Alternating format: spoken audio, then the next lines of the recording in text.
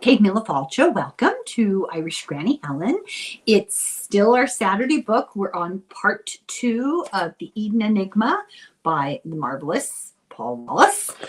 This is, do ancient carvings in the mountains of Turkey carry memories of ET contact from the dawn of civilization? This is a continuation of the exploration of the notion of paleocontact by Paul Wallis, who's a linguist and a scholar and has this great television channel, The Fifth Kind. I want to say it right.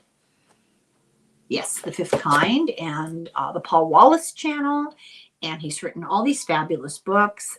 I think I've covered most of them so far. I can't keep up. He writes a new one in less than a year all the time. It's just incredible. I don't know how he does it. Okay, so let's continue where we were. We kind of ended before the end of the chapter because it's a very long chapter.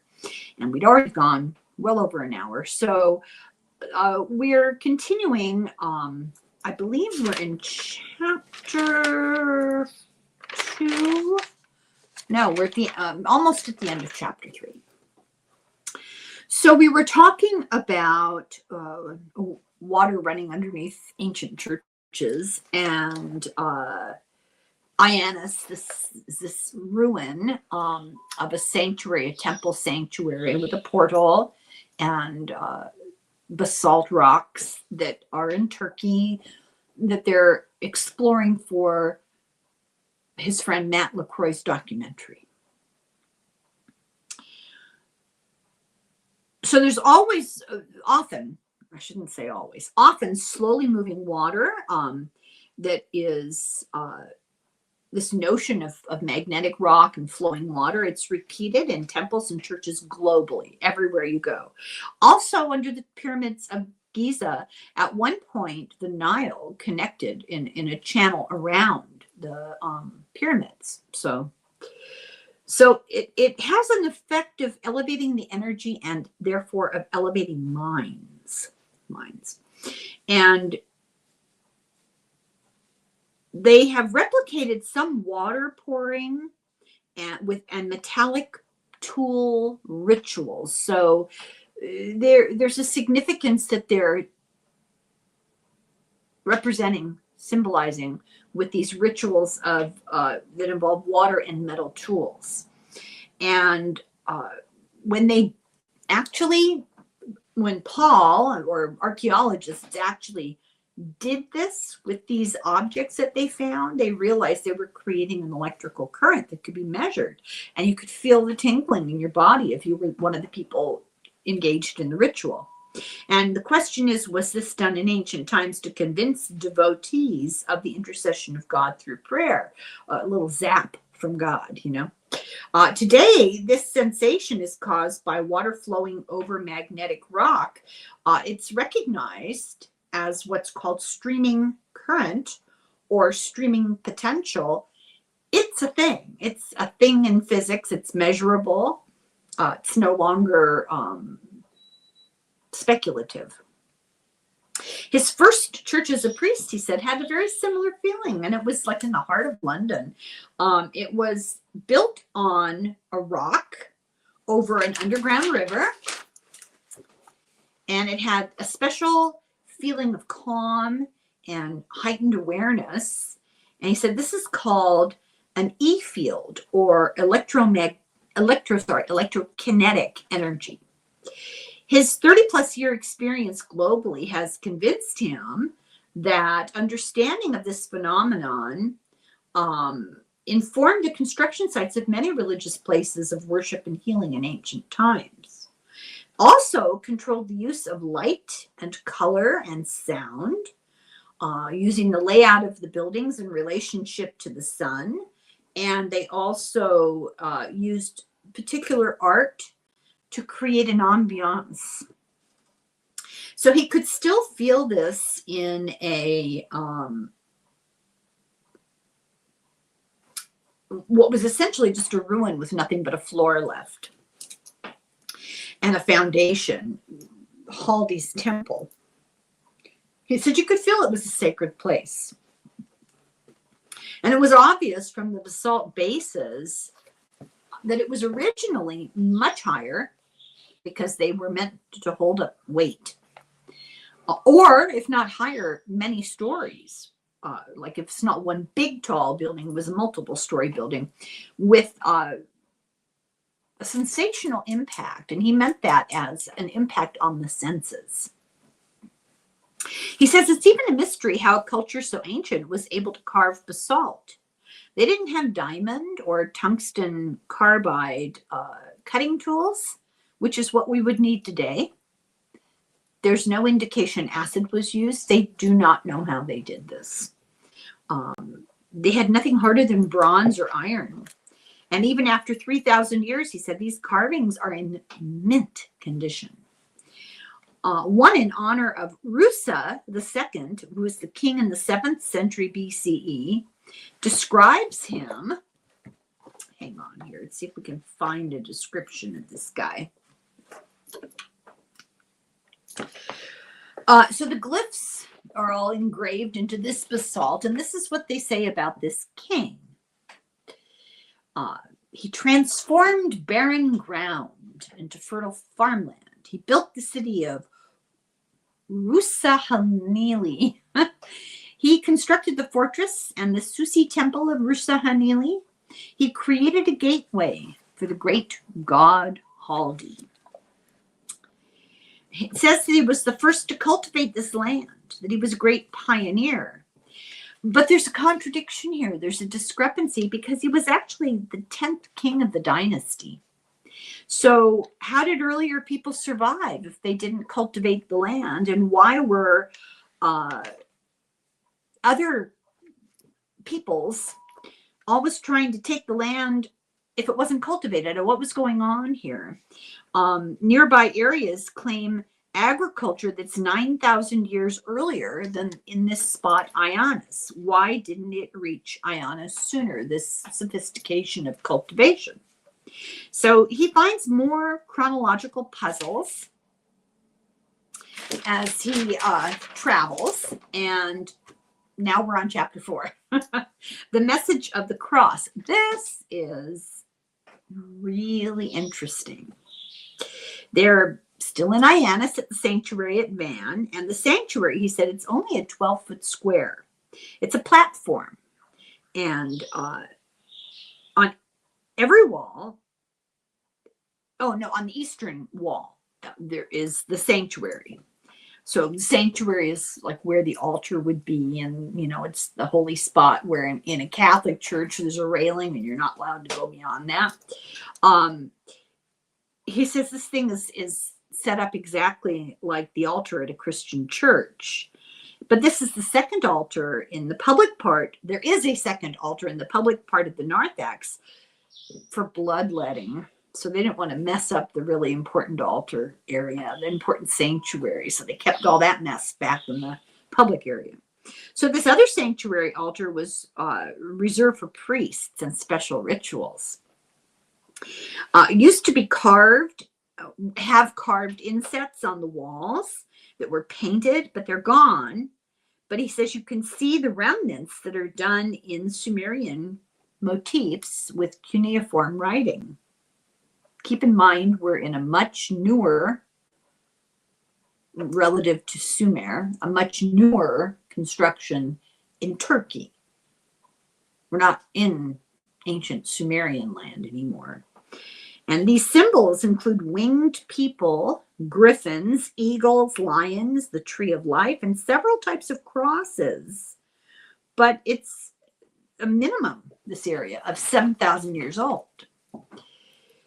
So despite the crosses, it predates Christianity by 5,000 years old. And according to the oldest sources from Mesopotamia, these stories and symbols were already ancient when they were originally written. Originally meaning our oldest sources of written material that talked about them. They were already ancient when they were written down and left to us. Did you catch that? Symbols of crosses. 5,000 years before Christianity. So what's that all about? He discusses the most primitive meaning of the cross. So he talks about the Lascaux caves in France. That's those caves in France where you saw the bison on the walls inside in the hands, where they spat the paint and they did a form of a hand where the paint didn't land.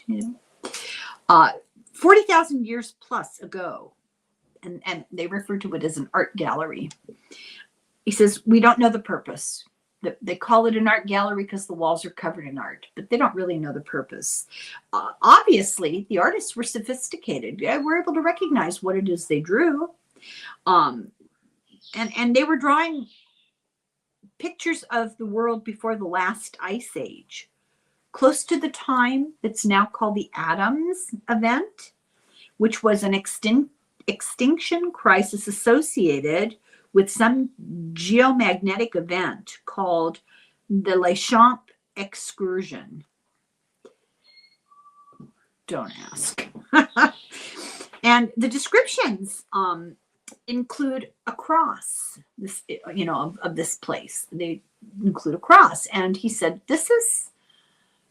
set aside your Christian relation to the cross and understand that the cross is an ancient code. It meant something long before Jesus. It's a code. It's a horizontal bar and a vertical bar crossing. They mean something. The horizontal bar is us moving along a plane of time and space. And the vertical bar is marking a particular moment in time that affected us from above. This was the symbol. Us going along and boom, something comes down and affects us. There's a sense of cutting time into the before and the after. So the question is, does this mark an important moment in time? We don't know what that meant 40,000 years ago. We know what it didn't mean. It didn't mean a form of execution. It meant something much more esoteric. For Christians, it means life before and after Jesus. That's the symbolism to Christians. It makes sense to look at the Urartian carvings within the context of Sumerian symbols because they use Sumerian cuneiform writing. So there's no denying there's an association, a connection there. The walls of the Ionis sanctuary are decorated with 4 and 8 armed crosses. This is a 4-armed cross, 1, 2, 3, 4 armed cross. But there's also more complicated crosses, like one cross on top of another with one of them tilted. One cross is horizontal and vertical, but there's a bulbar leaf-shaped ends to the ends of the bars or the arms. And the other is diagonal with curved ends, and it implies a cross in a circle. In Sumerian cuneiform, a horizontal cross was called a tax, and it meant you owe me. In Sumerian, a diagonal cross, so you owe me, and a diagonal one meant you have preeminence. I am in charge. Or I have preeminence. I am in charge. An 8-armed cross was actually a symbol for a star, the sky, space, or a person or a planet from a sky, star, space. And they were in cuneiform writing. This was like a word because it's symbolic, right? They're used in the stories of space beings from the sky who invaded Earth in the deep past, became overlords with us as a working class and servants of characters like Enlil and Enki and those ancient stories. The entire mythology that Zecharia Sitchin talks about in his books. I'm not a big fan of mythology or fantasy, or I like a good, realistic story. But I did read Zecharia Sitchin's books, much to the ridicule of my friends, the librarians and bookstore owners here. Are you reading that? Oh, come on. But it was interesting because if you set aside the willing suspension of disbelief and you thought about it as ancient history rather than mythology, it took on a whole new level of importance. It's very, very interesting. The Anuna, the sky people of the Sumerians, were colonizers. They were the preeminent ones, the taxers. Plato said the same thing, that a god was a celestial body or advanced being. So this symbolism crosses, pardon the pun, crosses many ancient cultures from Sumerian to Greek and beyond.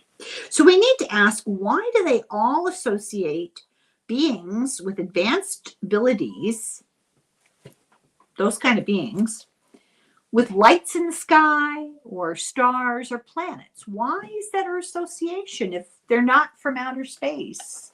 Why do they claim they are? It's in most ancient symbolism and in most ancient writing and in most global languages. This is ubiquitous through geography and ubiquitous through cultural history. Why? In Urartu, the eight-armed cross is a crown on Haldi. So when they depict Haldi, who's a dinger, like an Elohim or an Anunnaki, he's represented with this eight-armed cross on his head. He was a preeminent one, like one of the Sumerian sky people. In Phoenician, the great sailors of the ancient times, the cross is Tau, T-A-U, and it's used the way we use X, marks the spot. In the 4th century BC, the Egyptians used equal armed cross so that this was centered, that they intersected in a central way so that all of the arms sticking out were the same size. And it was the symbol for life and for goodness. And then they put a circle around the perimeter of it, and then it stood for the sun, which was representative of the source of life and prosperity.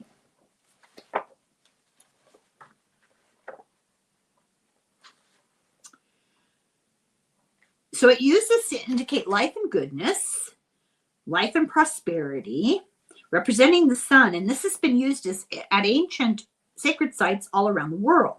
It can be found in places as far-ranging as Egypt, India, France, Spain, the Celtic Druids, Mayans, Aztecs, Native Americans. Major sites in Iceland are marked with the same large sun crosses. And they have some that can only be seen from an aerial view. They're on the ground. You can only see them from like the sky, not from mountains, from up in the sky. Did I just read that?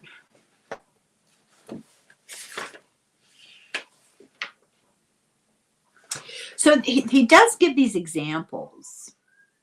One was found in England that was 4,000 years ago.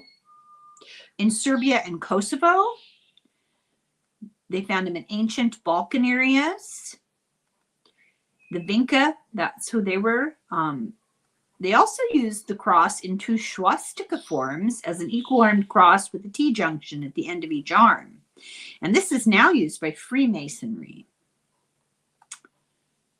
And the Mayans and Native Americans both used identical crosses within a cross, and that indicated the planet Venus and the winter solstice. In the Ukraine, the swastika version of the cross was found carved into a mammoth tusk, which was dated to 15 millennia before today. It's the sun cross. The swastika is the sun cross in the Hindu tradition. It's both the sun, and it represents a portal into another realm or a higher state of consciousness. The extra perpendicular wings on the forearms of the cross, which turn it into a swastika, give the suggestion of a rotating movement similar to the rounded edges of the crosses in Ioannis and the encircled crosses of Egypt and Northern Europe. In Native American symbology, the four quadrants of the encircled cross represent the four seasons and the cycle of time and eternity. So all of this is coded, if you'll notice, to mean time, dimension, seasons, eternity, the movement of rotation, and the general meaning, if you had to summarize it, is this happens on a cycle. So researchers believe that it means more than the sun. It's not just about the sun. It indicates the cyclical movement involved, and it speaks of day and night, seen and unseen, the overworld and the underworld, the alive and the dead, and it includes the relationships of all of these things. So the sun cross morphs into the Native American medicine wheel, which represents the seasons, the cycles of life and nature, and also eternity. It found its way into the Christian iconography, which gave it other meanings. So this was not the original meaning of the cross. Jesus, the crucifixion, not the original meaning of the cross. From 550 AD, St. Catherine's Monastery at Mount Sinai in Egypt had a picture of Jesus where it had a sun cross in the background. Well, what this did, there was an intention to that depiction. It assured the veneration of the sun by associating it with the face of Jesus. So here's the face of Jesus. Here's this big sun cross behind him. And what did that eventually become? Halo. It had great meaning for the Emperor Constantine before he converted. He was a worshiper of Sol Invictus. This is the sun god unconquered, is what that means in Latin. This is the Roman deification of the sun. This is their sun god. And this was Constantine's favorite god. And FYI, everybody who thinks Constantine did so much to spread Christianity, he did not become a Christian until he was on his deathbed. He hedged his bets. And he got lucky, right? This was the symbol of the cult of Mithras that I talked about with the bull, right? From the Zoroastrians from Persia. And it entered the Roman pantheon with the soldiers that came back from war. Mithras was depicted exactly as Jesus and Mary later were depicted, with his head backed by the sun cross, which eventually became the halo. I always wondered, I've seen early Christian artwork where the halo had a cross in it. And I was like, that's weird. It seems a little redundant. Well, now I know why. Because the people were moving away from the Roman gods and glomming on to the idea of Jesus and Christianity. And this was a very pragmatic way for Constantine to combine his symbology of the sun cross with depictions of Jesus. So it was a way to bring people into that religion and to bring that religion forward into the future too. Christian bishop and historian Eusebius, I hope I said that right, had written about Constantine's definitive victory at the Milvian Bridge in 312 AD. He wrote a thing called Church History, and he wrote that God favored Constantine, and Constantine convinced Eusebius to rewrite the whole thing and to do an official biography, and in it, the life of the Emperor Constantine, including a rewriting of the victory on the Milvian Bridge with a supernatural sign from God, a cross in the sky revealed to Constantine, with the words beneath it, in hic signo vinces, looks like vinces, but it's vinces, which in Latin means command from God. With this sign, conquer. And the idea was for Constantine and for Jesus was the idea.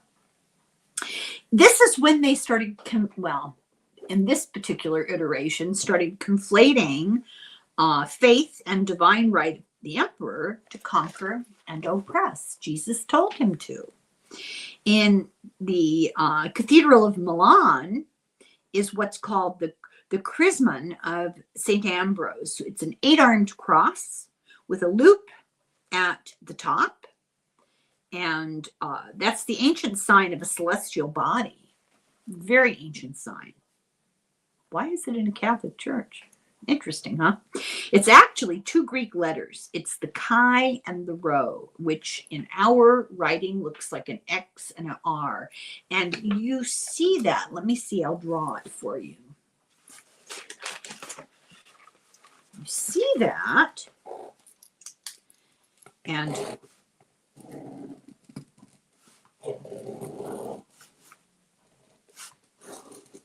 I'm not much of an artist, but it looks like this. You see this all the time in Christian churches.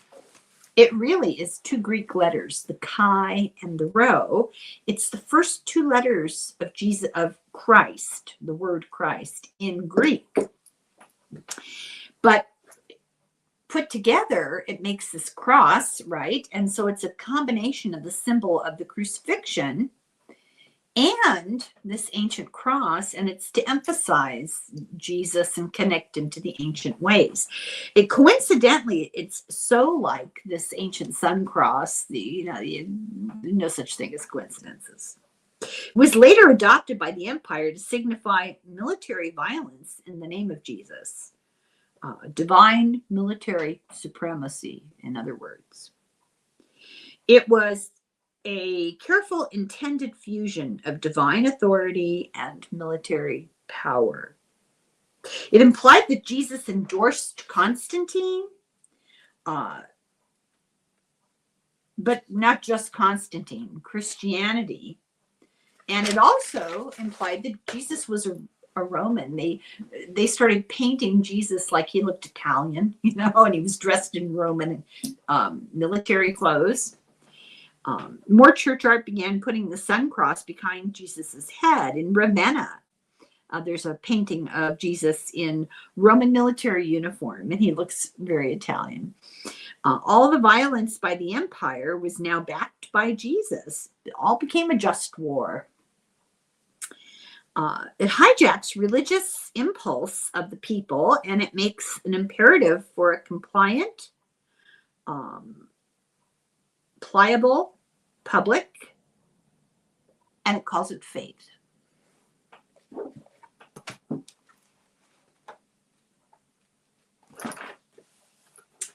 So Paul wants to go over the moment that these things, these Christian messages got associated. They're pre-Christian messages, and then they got associated with the symbols of Jesus. The sun, which was the symbol of light and prosperity, pre-Christianity. The fount of life, without which you would have nothing. The portal to another dimension, the symbol of eternity. The symbol of your perpetual debt and obligation to serve. And the preeminent celestial being with the divine right to rule. Every one of those things predates the cross of Jesus by thousands of years. In Christianity, Jesus is associated with the cross. He's the light of the world, the source of life, the one without whom we would be nothing, the pathway to eternity, the preeminent one whom we must all serve and obey, the one to whom I owe my tithes, obedience, service, or the institution that represents him in absentia, the celestial being over us by divine right. But these all have much earlier meanings. In the crucifix, especially, this is the cross with the dead body of Jesus on it. Christianity adds dark layers: the power of the state over the individual, the wrath of an almighty father versus an innocent son, an expression of love, the love of a savior who sacrifices himself for others.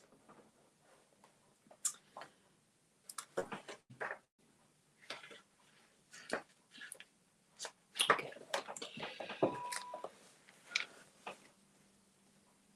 So believers equate the cross with altruistic love and self-sacrifice, but it was manipulated by Constantine and then by others to mean lay down your life for the state, and this symbology ennobles violence.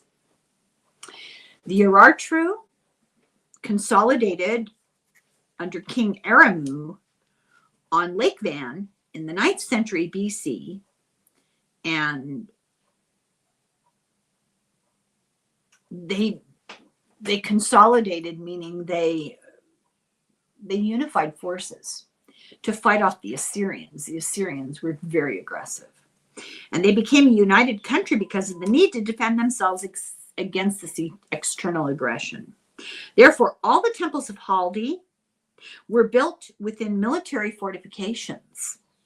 So it's a history of military conflict and conquest of religion, right? Nevertheless, their use of the 8-armed cross was connected to more ancient meanings and times.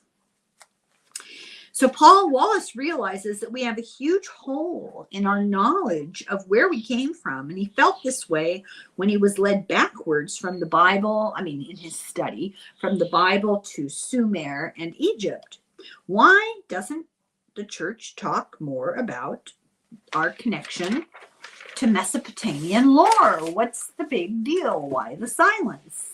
He said, well, one did, a guy called Michael Heiser, but he tried to say that the Bible took old stories and flipped them to tell new meanings. And Paul reminds us of the direct similarity between the Elohim, the Anunnaki, the Dingir. Before the reforms of Judaism, in that 200-year window between the 8th and the 6th centuries BC, these connections were obvious to people. And then they changed Judaism into a monotheistic religion. Yahweh one. So now we're going to move forward. We're on chapter 5. Genies and gatekeepers. A stone seal. So a seal is an implement found in archaeological digs that was used, the best thing I can describe, it's similar to, you see when somebody important, like a king or somebody, has a signet ring and this symbol there. People were illiterate, but they would recognize the symbol of the personal symbol of the king, and they would push that signet into melted wax, and it would leave an impression that was as good as a signature. It was an official seal. Well, a stone seal is a carved rock. Sometimes it's a cylinder. It's like a kind of shaped like a hot dog, I guess is how I could best describe it. And sometimes not. Sometimes it's, like this. But carved into it are symbols that say something or mean something or represent somebody or some place that are official. And that's why it's called a seal, because once that's on a document or on an object, it's an official stamp of approval and ownership. So they found this stone seal near the south wall of Jerusalem's Temple Mount. And it had a name in Paleo-Hebrew, really old. And it had a winged figure on a black stone. And it was dated about 2,700 years ago. It belonged to a Jewish man before the reforms. So, very old. And this is before the reforms that changed Judaism from a religion that spoke of paleo contact quite openly to a story of monotheism. So this thing had Old Hebrew and Anunnaki symbols identical to origin symbols. So archaeologists, they found this thing and they kind of brushed it off as, oh, they were influenced by the Assyrians. But Paul says, if you look at it a little closer and you read what it says, it was the personal seal of a senior Jewish figure, and he was marking official communications with the symbol of the Elohim or the Anunnaki.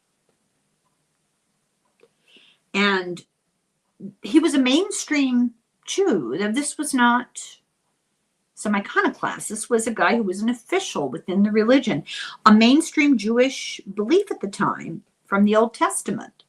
And here it is, the symbol for official documents or whatever. But they rewrote this belief system so that only one of the Elohim, Yahweh, was the head god to the others, and the others were called false idols. I am the Lord thy God. Thou shalt not have strange gods before me. Who were the strange gods? The other Elohim who lost in the contest for number one. It was an ideological purge, and it included the destruction of the temples, the disbanding and killing of the priesthood, the destruction of sacred art, and it began calling demonic the false gods that were mentioned as in the Ten Commandments. Eventually, Christianity and Islam consigned the old religions to history, kind of, brushed it all off as ancient times. And this stuff was lost to knowledge for 1,700 years. It was rediscovered in the 1800s by Assyriologists who discovered them and were able to translate the cuneiform. And this was just a huge challenge to Paul Wallis's beliefs too. I mean, when he first found out about it, he was like, whoa. I'm not sure he said that exactly, but he was taken aback. At Ioannis, he said he sees the symbology of Christianity, but it's in a place within structures that go back much, much, much farther than Christianity. Before Eusebius and the retelling of the Milvian Bridge, the cross was not the central symbol of Christianity. That's important to remember. In early Christianity, okay, this is a test. Who knows? What was the symbol of Christianity in early Christian art?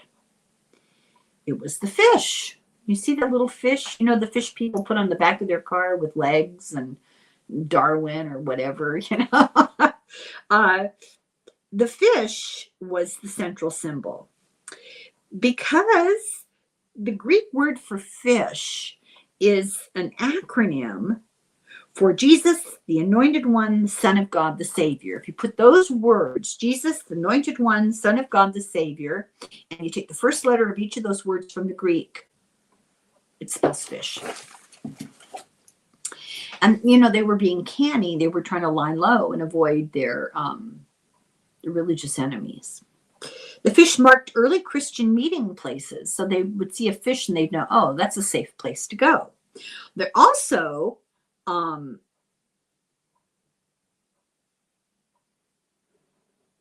the earliest Christian writings didn't have crosses in them. So we go back to, he cites the works of Thomas, and I've never heard this before, but Q. And Q refers to the works of Matthew and Luke, put together because they shared a common source for their writings. And the cross is not mentioned. It bears no importance whatsoever. Today, Christians talk quite openly about the message of the cross. The early Christians did not talk about any message in a cross whatsoever.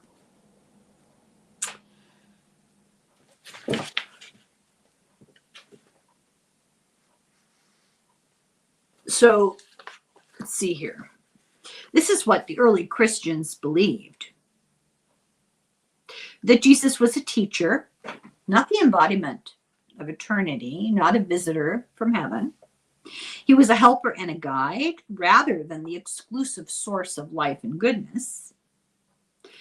Jesus is not your creditor, drawing on your perpetual debt, not your overlord, needing you to affirm his highness and your lowness, not your slave master dictating what you have to do and must not do, does not endorse violence by the state or imperial conquests, does not sanction the exportation of Christian obedience to new countries and people groups through military violence and killing, and is not tapping his finger impatiently awaiting your next financial donation. So the spirituality of wakefulness was what Jesus was before it was hijacked as an imperial religion. And that spirituality, Paul discusses the Aramaic phrases that are associated with Jesus in the earliest writings that really reflect that spirituality. That he was a call to awaken to a new reality and to connect to a divine source. A lot of words about awakening and ascending. And these were echoed by early Christians like Justin Martyr, Origen, and Clement of Alexandria. I think I pronounced Alexandria right. That might be the only one. And all of this was in opposition to Constantine's idea of Christianity, which was meek obedience. Paul calls it the pay, pray, obey religion. Hierarchy, militarism, and then combined with Constantine's favorite sun worship. So there's some pre-Christian sun worship symbology incorporated into Christianity that we should talk about. Jesus, Mary are generally portrayed wearing a corona, a star, a crown, some other symbol of the sun on their heads. Their faces are usually backed by the sun cross. The communion wafer is a disc embossed with the sun cross. I don't think I'd ever realized that. I don't think I ever thought about it. The silver and gold ciborium holding the people's communion wafers is a chalice decorated with a vertical equal-armed sun cross. In the benediction, the sun cross is displayed in the center of a monstrance. Monstrance comes from the Latin. It's this elaborate thing with the rays of the sun coming out from it. It looks like a pedestal with these rays coming out of it. It's all gold. And in the very center, they put a host, an actual communion wafer. And monstrance means, it's from the Latin, it means to show, to demonstrate. That comes from the same. It's to show everybody. And they hold it up. It's the golden symbol of the sun. And they hold it up and everybody looks at it. And you bow. That's right. I forgot about that. On the closest Sunday morning to the spring equinox, priests and people gather at dawn on the grounds of the church and face east to welcome the rising sun with songs of resurrection. The halo, the corona, the ciborium, the monstrance, the sun cross wafer, the dawn service, all imports with stories to tell that have nothing to do with the life of Jesus. In Ioannis, the symbols refer to celestial bodies, to planets, to stars, to advanced beings, including an image called a genie that looks like a magician saying presto. It's this side view of the guy going like this. I looked it up and I realized I don't think I would have called it like a magician. It wouldn't have occurred to me. But once he said it, I realized, oh, yeah, that's true. I'll try to find a picture for you. They associated the sun cross with all of this and the cycle of time. And they were called the time lords, these figures. They were benevolent masters of time. They were also called the fixers of destiny. They were the sky people of Sumeria, ushering in a new human era, profound existential shift for humanity. This is what they symbolized. And I'd show you the picture, but I can't do that anymore. I get in trouble. So as the Dinger and the Euratrians love them, Paul finds out with a later discovery, and he says, stay tuned. So stay tuned. He notes the positions of the Ioannis sanctuary is situated to catch and reflect sunlight into the room and capture it, reflect it back with alabaster tile everywhere. Alabaster is this white, like kind of like marble, everywhere in the room, floor, ceiling, and walls. And it amplifies the sunlight. And, he argues that this may not be sun worship as much as sun appreciation. They didn't have electric lights then. It would be a big deal to have a room all lit up without the use of candles or whatever. Many ancients did their own version of a salute to the sun, the yoga thing. And it's interesting. He says there's biochemical and electrical effects on the human body. It's not about worship. It's about plugging into the energy flow from the sun. It calms the mood. And all of this is measurable and has been discovered recently. It makes you alert and calm. It brings about mindfulness, ever popular mindfulness. It increases a sense of spirituality and inner peacefulness. It brings you to a state of attention.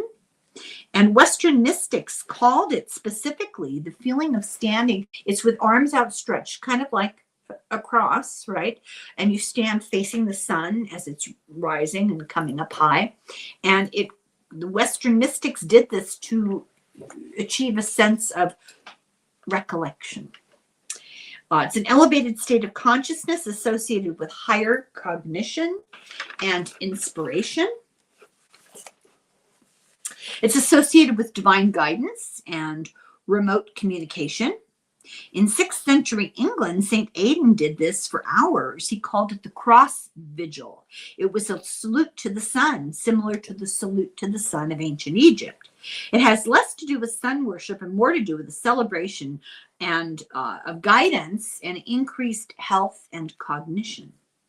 To combine sun energy with body energy, with electromagnetic energy of stone and water, it's an elevating experience that is achieved by connecting to the environment from the sky and the earth. So he remarks at the relief of not having to fit this into a congregation's ministry. He says he's kind of glad that he's not running a church anymore. How do you explain this to people? But he says you should take the Bible out of its bubble and rediscover its ancient roots. And he wishes that could be done in congregations. But people are threatened by questioning the status quo. They like a familiar orthodoxy. And he refers to a nasty email he got from a Christian. He says a small number of people confront him as they are gatekeepers of the Lord's work, protecting the orthodoxy.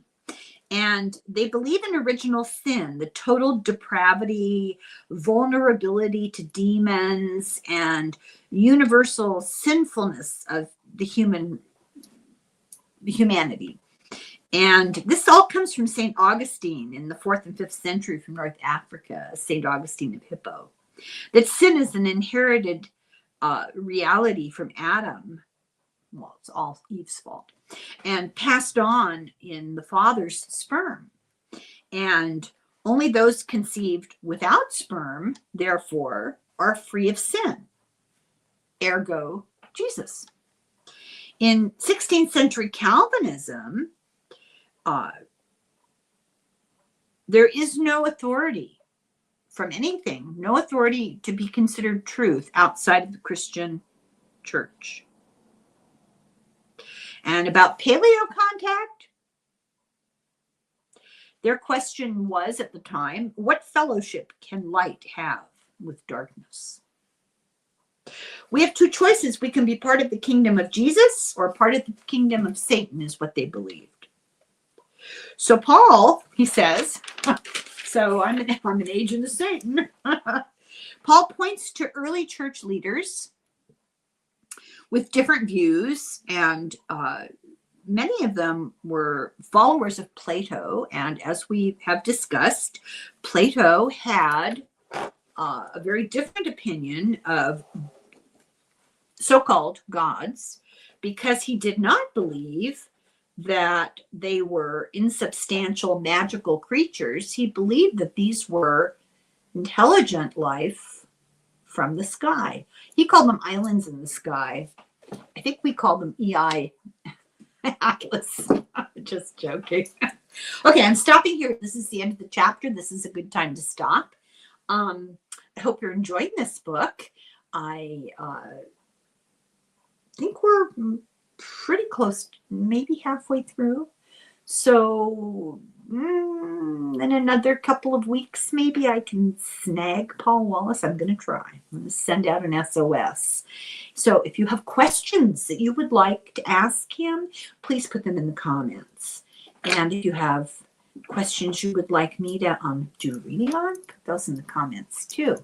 And I am taking suggestions from subscribers for people to, read cards on. So open to suggestions. It's funny because people have been asking me to do, pretty famous people that I don't really follow and I don't really know. I'm getting hiccups, sorry. That I don't really know anything about. So I'm really eager to find out how off the mark I am, because I have no idea. So, I have to go because I have hiccups. I have to go drink some water or something. Thank you for watching. Slongafoil. Slancho. Have a good weekend.